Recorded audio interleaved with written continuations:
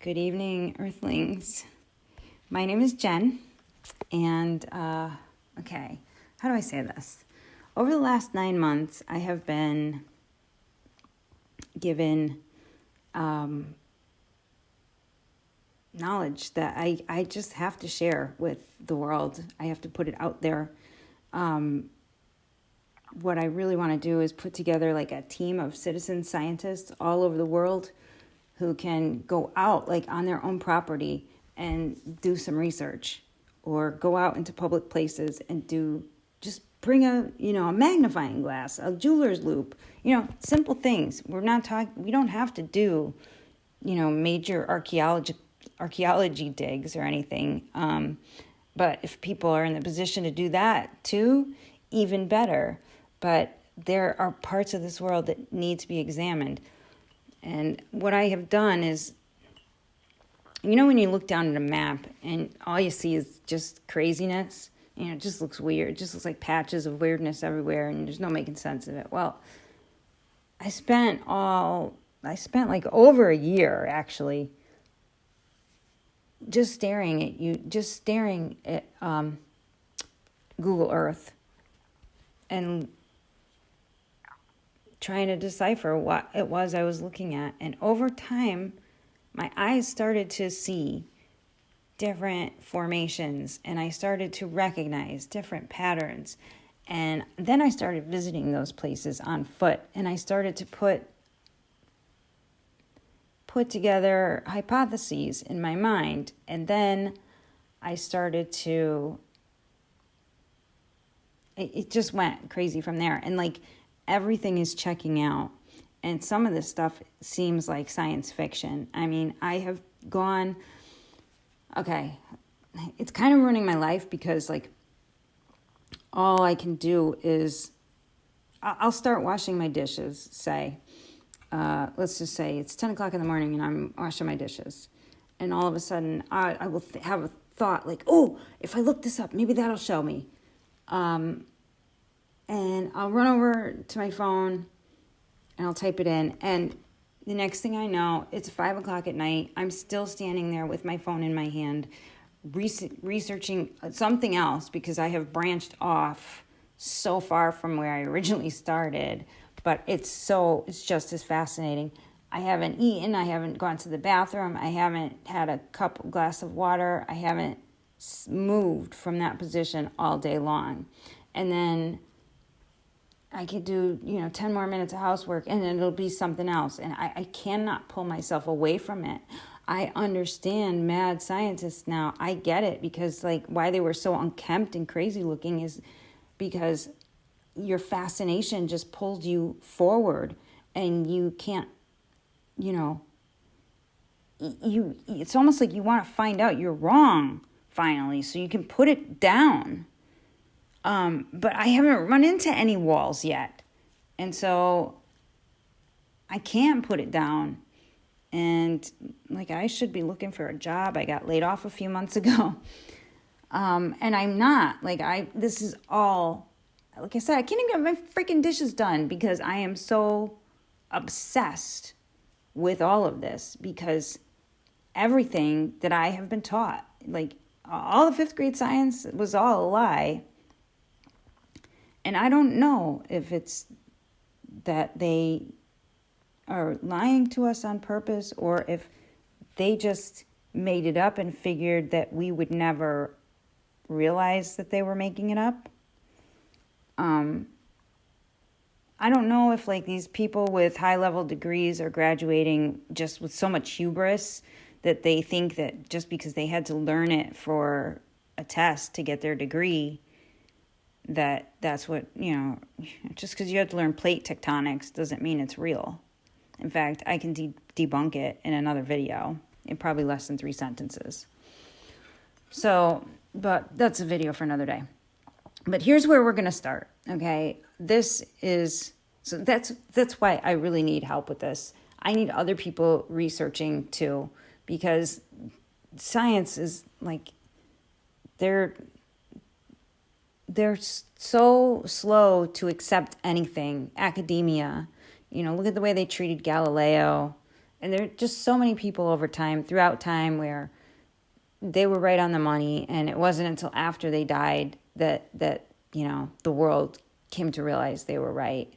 So let's just take that power away from those kind of people, because they're all about politics and power and lies and manipulation and bullshit. And, knowledge should belong to everyone. Like, that's what humankind is. So the body of knowledge should belong to all of us. And so we should all be involved in creating it too. So that's what I'm here to start. And I hope you will join me in that.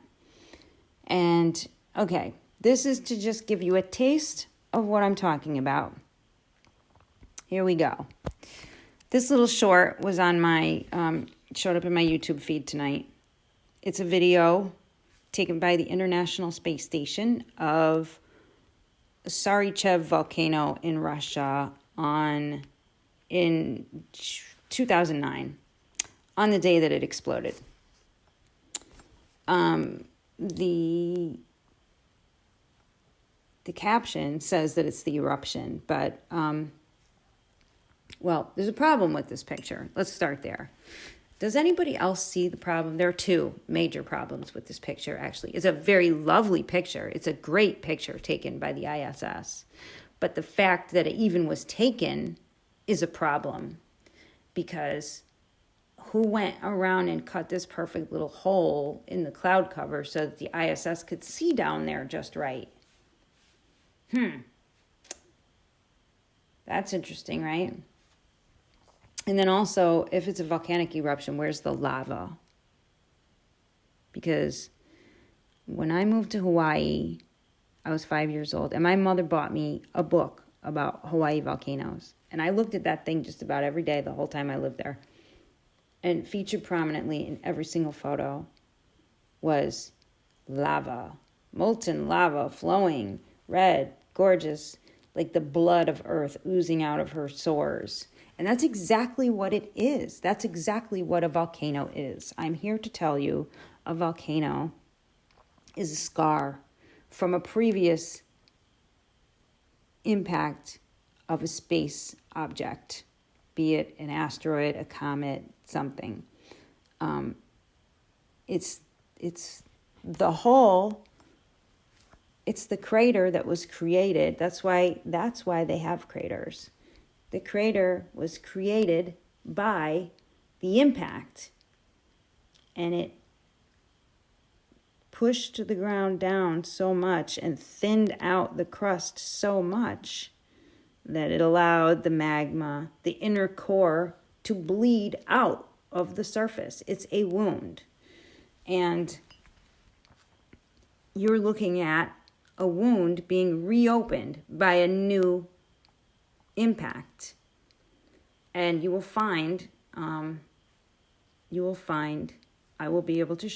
show you, I can prove to you that these happen, that every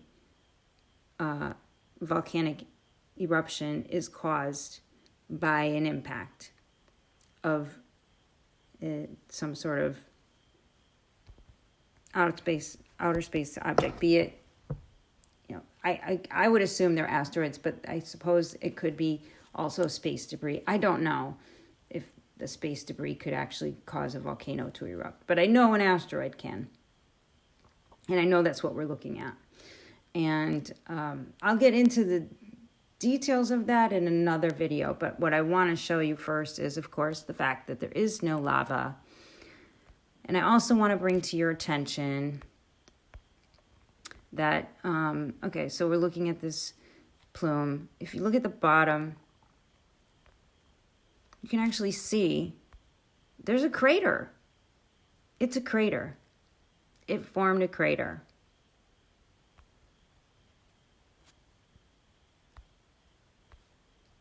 Now, if you look through the clouds, you see that crater down there. You see the impact blast. Now, look at the size and shape and angle of that upper cloud. Ooh, I don't know what I just did. That would fit perfectly into the crater, okay? because that's where the top of the mountain went. That's where the top of that thing went. That volcano is up here now. Everything that was in the crater before, trees, whatever, it's all up there. Along with, look at the little center punch of cloud that was taken out with the thing as it was inbound. All of that debris traveled up the vapor trail. This would be like a zone of low pressure following the object. So it would suck it all up like a vacuum, low pressure. That's why it looks like that. And that is what precipitated the volcanic eruption on the same day. So what NASA caught a picture of was not the eruption, but the cause of the eruption. And they caught a beautiful image of it. I mean, thank you, NASA, because you helped prove exactly what I'm saying, that, you know, we're not being told the truth. I read some of these articles and, like, it's really frustrating because, you know, these educated people really should not answer questions that they don't know with stupidity. But I'm going to try not to be too mean about this because I do have respect for scientists, but, you know, I don't like to be lied to, whether it's intentional or not. You should have, as a professional, you should have enough critical thinking skills to be able to question your own textbooks and your own teachers. And if you can't do that, then maybe this isn't what you should. Maybe you aren't passionate about what you do. Because for me, I want to know every side. I want to hear what everybody's opinion is first before I decide what I believe. Like I want everyone's input. And it just doesn't seem. It seems more it's the whole academia is more politically motivated and. Kind of there's an inherent corruption in things like that. So let's get the citizen scientists boots on the ground and let's figure out what is really going on planet Earth, because it's not what they're telling us. Meteorite strikes are actually very, very common. There are about 50 of them a day. They are also, well, I'm not going to talk anymore. That's what I'm going to leave you with tonight. I'm going to leave you with, they are causing, I can show you, my next video will be about the Mount St. Helens eruption, and I can show you pictures of where the where the impact was just before the initial eruption of lava. So that'll be fun, but this is what they got on this picture too. And, you know, they got, there's like double proof in this picture because of the hole punched in the cloud too. It's just perfect. Like, what else would have done that? All the energy. I know how physics work. All the energy contained in that explosion is still held within that plume. It hasn't let go yet up at the top. And when it does, it'll send a shockwave that'll push all the white fluffy clouds out for miles. They'll just be gone. Like radially, it'll just, like a drop of dawn in the middle of a greasy water. But it'll just push everything right out. So, yeah, we're being lied to. So, I hope you enjoyed this video. I hope this kind of whet your appetite to talk more about what's really going on planet Earth. I think a lot of people are being told that their rock isn't a meteorite when maybe they actually do have one. There's just a lot of snobbery and bullshit going on in academia that I have, like I said, so much more to talk about, but I'm going to have to break it up into short videos or else I'm going to, just drive people crazy with my monotone voice. I'm sorry about that. I'll try to get better about talking. This is my very first one. I'm sure I'll improve over time.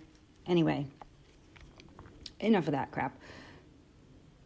I want to encourage people to comment, but I'm afraid to, because I know I'm going to invite so much criticism with this. But in time, I will prove everything that I say. All right. I hope you come back to listen for more. Well, it doesn't matter. I mean, this is the truth, and it's going to resonate because it just does, because that's what the truth does. So, the more videos I put out and show that I'm really not wrong about this, people will see. I would not take time to make this video if I didn't know for a fact that this is what happened. And I can get into more specifics about exactly the layout of the explosion. But that is for another day. We need to talk about how meteorites actually impact Earth, because it's not at all how they impact the moon. Okay, I've given you that to think about. Until next time. Later.